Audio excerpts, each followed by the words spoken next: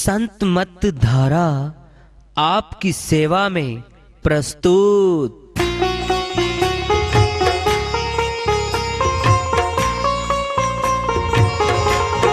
जो चाहता है प्रभु प्यारा वो आओ संत मत धारा।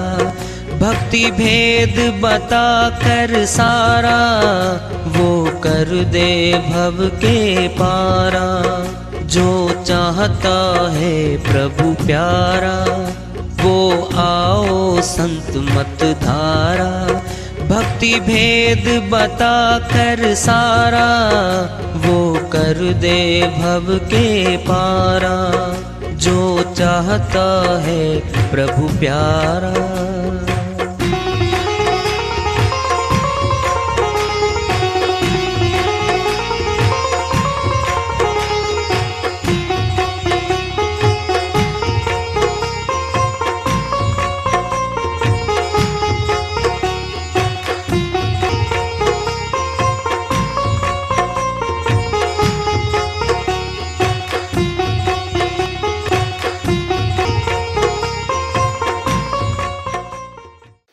परम पूज्य सदैव स्मरणीय सदगुरु साहिब की जय हो। सतनाम साहिब। आदरणीय सर्व संतों की जय हो। उपस्थित आदर के योग प्रभु प्रेमी एवं जिज्ञासु आत्माओं, हम सभी पूर्ण पिता परमात्मा सभी सृष्टियों के रचनहार कुल मालिक हम सबके जीवन का आधार उनकी महिमा को सुनने के लिए एकत्रित हैं। मेरी सभी से अर्ज है कि मैं कोई जगत गुरु नहीं, कोई महाराज नहीं, कोई महामंडलेश्वर नहीं। मैं केवल सभी संतों की चरणों की धूल हूँ और आपका भक्ति मार्ग में सहायक हूँ। मैं अपनी सीधी साधी टूटी फूटी भाषा में, संदुकड़ी भाषा में भक्ति भेद के गूढ़ रहस्यों को उजागर करने वाले विचार आपके समक्ष रख रहा हूँ। यदि अच्छे लगे अपनाएं, नहीं तो गैर जरूरी समझकर विसार दें। साहिब की श्रीवाणी आई है भाई, बहुत गहरी है, गहरे भेदों से भरी है। हम सारी नहीं खोलते, हल्की फुल्की खोलते हैं इसको। साहिब कहते हैं भाई देश तो है हमारा। अब सुन लो, कुछ प्रचारक एक बात कहते हैं कि कहीं सतलोक नहीं है, कहीं अमरलोक नहीं है, कहीं अनामी लोक नहीं है। जो कुछ हम देख रहे हैं यही है। आत्मा हमारी विशुद्ध हो जाएगी। आत्मा को शुद्ध कर लो, निर्विकार बना लो, बस यही लोक है। ऊपर नीचे कहीं कुछ नहीं है। प्रचारक ऐसे कहते हैं। अरे तुम साहिब की फोटो लगा रहे हो, साहिब की वाणी बोलते हो तुम, फिर साहिब की बात क्यों नहीं मानते भाई? क्या कह रहे हैं साहिब? अवधु विहंगम देश हमारा, फिर अलग देश हो तो कोई। ये मृत्यु लोक में अगर यही देश होता फिर तो यहां पर जीना मरना, दुखों की आंधियां चलती हैं। तो ये तो जन्म मरण है, रोग हैं, बीमारियां हैं, दुखों की आंधियां चलती हैं। तो अगर यही अमरलोक होता, यही सत्यलोक यही होता तो फिर यहां तो क्या है? दुखों की कहानियां हैं सबके घर घर में। घर घर में दुखों की कहानियां लिखी जा रही हैं। फिर सुख की बाढ़ कब आएगी? कहां मिलेगा सुख? सुख सुख के धाम पे मिलेगा। अवधू कौन? अवधू अवधूत। किस्सा इसके प्रति सुन लो ध्यान से। गुरु गोरखनाथ अपने समय के बहुत बड़े अष्टादश सिद्धि निधियों के ज्ञाता थे। करामातें उनके पास रहती थी और पूरे भारतवर्ष में अपनी करामातों के बल पे अहंकार आ गया था और जीत हार करते हुए चल रहे थे। यही कहते थे भाई जो साधु जो योगी मुझे हरा देगा मैं उसको गुरु मान लूंगा और नहीं तो वो मुझे गुरु माने। इस आधार पे चलते चलते मशहूर हो गया सारे भारत में, और योगी और बहुत साधु डरने लग गए, भाई ये तो पता नहीं क्या बना देगा। तो ऐसे करते करते काशीपुरी में आ गए, और उस समय साहिब की उम्र 5-6-7 साल दिखा रखे थे। गुरु रामानंद जी महाराज के दरबार में साहिब बैठते थे, सत्संग चलता था। वहां पे खबर आती है एक शिष्य के द्वारा, गुरु गोरखनाथ के शिष्य भेज दिया अपना रामानंद जी महाराज के पास, हे रामानंद जी महाराज आपके पास आ रहे हैं गुरु गोरखनाथ, वार्ता करोगे आप? अगर आप हार गए तो गुरु मानना पड़ेगा अपने गुरु गोरखनाथ जी को, और आप जीत गए तो फिर आपको मान लेंगे वो। अब ये बात भाई सुन रखी थी रामानंद जी महाराज ने भी, वहीं साहिब बैठे थे। साहिब बोले भाई जाओ बुला लो, क्या दिक्कत है, बुला ले आओ, लेके आओ। आ गए वहां पे। जब गुरु गोरखनाथ जी आए तो अपना त्रिशूल था 5 फुट का, गाड़ के जमीन में ऊपर जाके बैठ गए।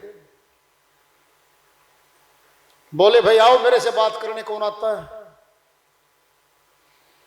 साहिब बोले भाई गुरु गोरखनाथ ये सामने जो बैठे ना ये मेरे गुरु जी हैं, गुरु रामानंद जी महाराज, मैं इनका शिष्य हूं, पहले मुझको हरा दे, इनसे बाद में बात करना।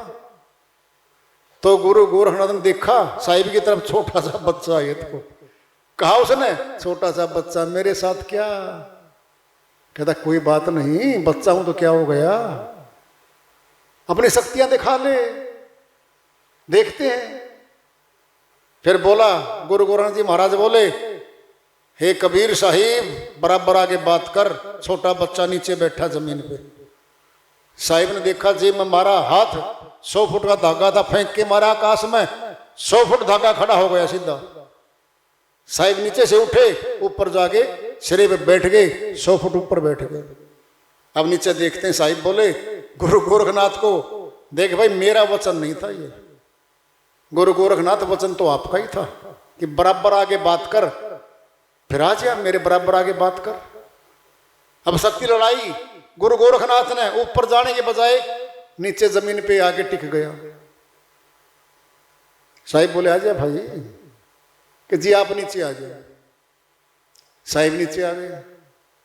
कहता भाई तेरी गठड़ी में तो बहुत माल है, करामाते बहुत हैं तेरे पास, तो ऐसे कर, ज्ञान गोष्ठी बाद में करेंगे, ज्ञान की बात बाद में करेंगे तेरे साथ, तू करामात दिखा ले अपनी सारी, तेरा बोझा हल्का कर दूं थोड़ा सा, ये गठरी में बहुत सामान भरा है तेरे पास। तो कहता ठीक है जी चलो। फिर साथ ही श्री गंगा थी। गुरु गोरखनाथ जी बोले हे कबीर साहिब, जैसे मैं पानी पे चल के जमीन की तरह परले पासे जाऊंगा, आप भी ऐसे आना। कहता ठीक है भाई। तमाशा हो गया, भीड़ जुट गई, सारी काशीपुरी के लोग वहां पर हजारों लोग जुड़ गए भाई।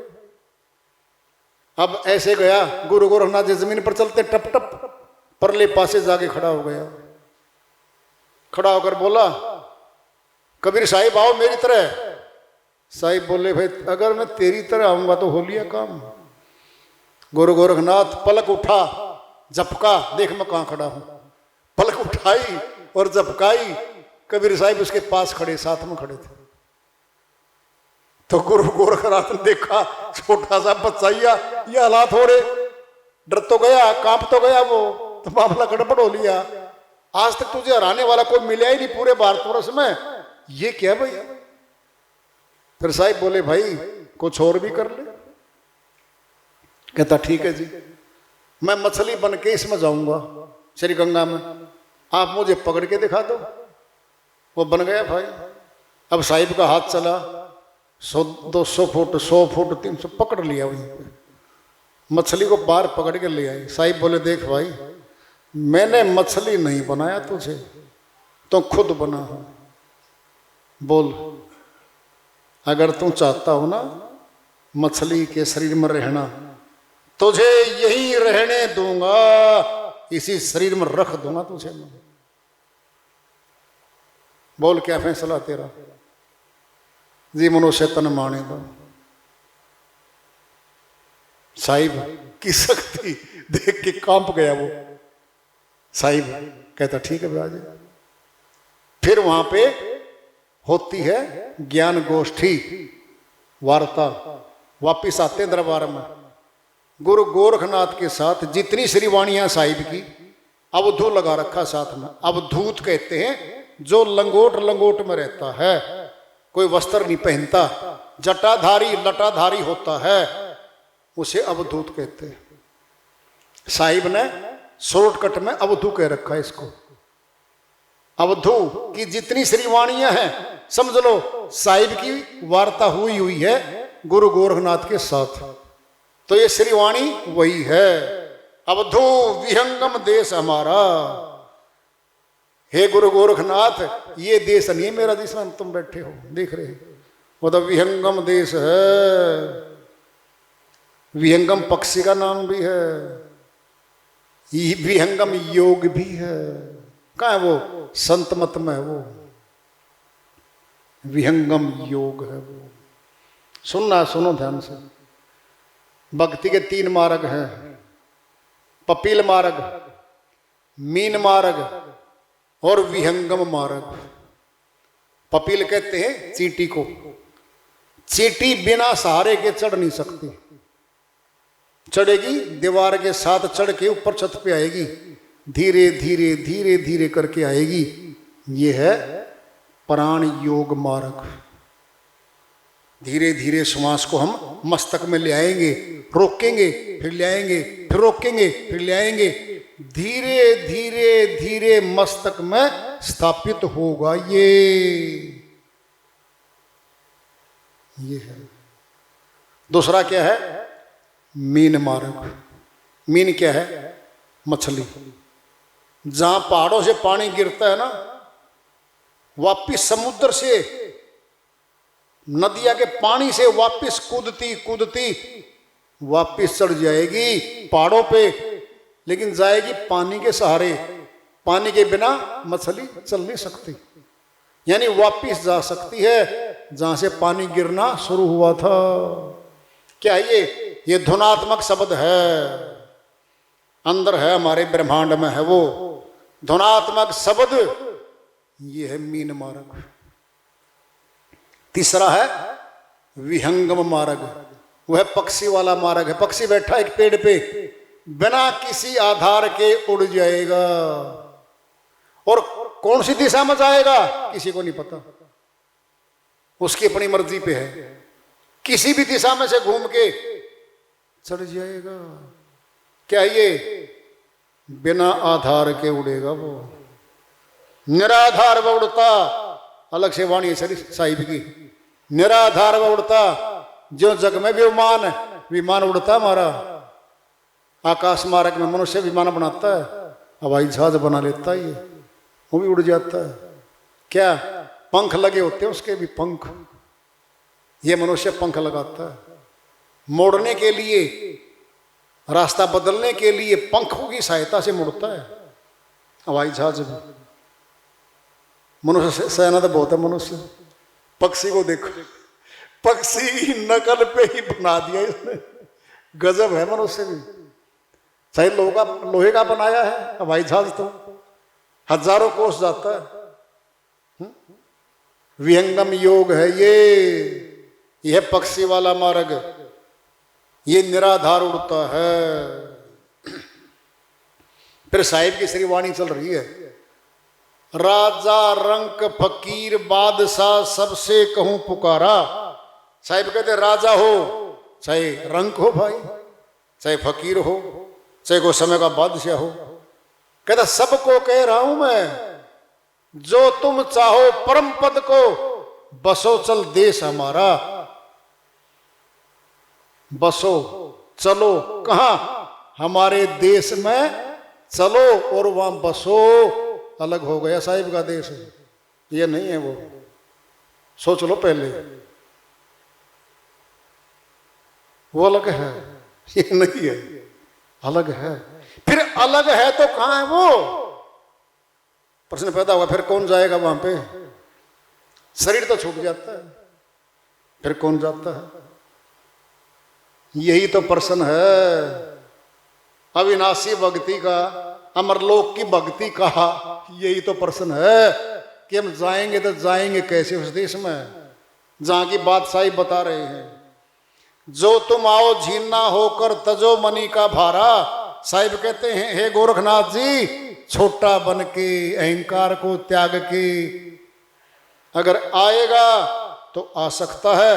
अहंकार में घमंड में बन के मैं बहुत कुछ हूं, वहां पर वैसे नहीं है, वहां नहीं आ सकता। जो तुम आओ झीना होकर तजे मनी का भारा, ये मन अहंकार इसको तज दे भाई। ऐसी रहे न रहो रे गोरख, सहज उतर जाओ पारा। ऐसी रहनी गहनी बताऊंगा, जिस पे चलेगा तो पार हो सकता भाई, नहीं तो नहीं हो सकता। अब सुनने की बात आ रही है, ध्यान से सुनो। वो देश और ये देश मंत्र बताएंगे साहिब। धरणी आकाश वहां कछु नाही, नाही चंद्र तारा। ये धरती जिस पे बैठे हम और ये आकाश जो देख रहे हैं, चंद्रमा सूर्य सितारे, ये नहीं है वहां पर। जो हम देख रहे हैं ये नहीं है वहां पर। क्या झूठ बोल लेंगे साहिब? बोलो, करो प्रश्न पैदा। क्या कुछ लेंगे हमारे से? कुछ लोभ था क्या? कोई लालच था क्या उन्होंने? क्या झूठ बोलने आए थे क्या? क्या भ्रमित करने आए थे क्या हमें? सच्ची बोल रहे हो तो। ना धरती ना आकाश ना सितारे ने सूर्य नहीं चंद्रमा, वहां तो कुछ नहीं है। नहीं चंद्र तारा। देखो क्या फिर वहां पर बताएंगे। अब सतनाम की है महताबे। महताबे मैंने निर्माण है वहां पर, सतनाम का निर्माण किया हुआ है। साहिब के दरबारा, वहां पर निर्माण है। नूरों की सारी शक्तियों का निर्माण किया हुआ वहां पर, सब कुछ है। साहिब कह रहे हैं सतनाम की है महताबें। महताब मैंने कोई वस्तु है, कोई शक्ति है। साहिब की श्रीवाणी में पहले बहुत ऊंचा रखा है। जब रचना रची गई थी ना सृष्टि इस ब्रह्मांडों की सबकी, तो 16 शब्द उच्चारे थे साहिब ने। उस समय था 88,000 द्वीप रचि राखा, पुरुष इच्छा थे सब अभिलाखा। जब प्रथम वचन उच्चारा था और दूसरा वचन उच्चारा था, तब उसमें आया हुआ है 88,000 द्वीप रचि राखा। 88,000 तो द्वीप रचना करके रच दिए थे साहिब ने। हंसों का सिस्टम है वहां पर। सतनाम की है महताबे, साहिब के दरबारा कह रहे हैं। अब बड़ी बात आ रही है। बचना जो का चाहो कठिन काल से, इस कठिन काल से बचना जो चाहते हो, गहो शब्द टक सारा। भेद है श्रीवाणी में, वो भेद जानना पड़ेगा मेरा, जिससे यहां पर आना है। अब बताएंगे जी सतनाम। सतनाम क्या होता है? सार नाम क्या होता है? सार शब्द क्या होता है? क्या ये सारे पर्यायवाची शब्द हैं एक ही शब्द के। कौन है वो? अजर है, अमर है, अखंड है, अटल है, अचल है, ऐ नाम है, अविनाशी नाम है, सतनाम है, सार नाम है, सार शब्द है, सतनाम है। ये सारे एक ही शक्ति के बोधक हैं। अब बताएंगे इसी वाणी में। बचना जो चाहो कठिन काल से, गहो शब्द टक सारा। ये भी वही है। कहें कबीर सुनो हो गोरख, सतनाम है सारा। सतनाम में ही सार वस्तु है। सारा सार छुपा हुआ है सतनाम में। सतनाम है सारा। सारा मैंने सार है। सतनाम जो झूठा नहीं होता वह सत्य होता है। उस सतनाम को ही तो जानना है। कहां वो आत्मा परमात्मा को जोड़ने वाली शक्ति है, वो सतनाम है। उसी को जानना है, उसी को फिर पहचानना है, उसी पे आधारित होना है और उसी में ही फिर सब कुछ है। सब प्राप्ति उसी में है। तो साहिब की और गुरु गोरखनाथ की वार्ता हुई भाई, इन्हीं के माध्यम से साहिब ने सबको समझा दिया। वह तो विहंगम योग है और उसी से कहते ना ऊपर जाना है।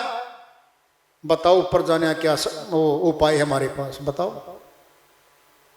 कोई पौड़ी नहीं लग रही, कोई डोरी ऊपर से नहीं आ रही, पकड़ के चढ़ जाओगे।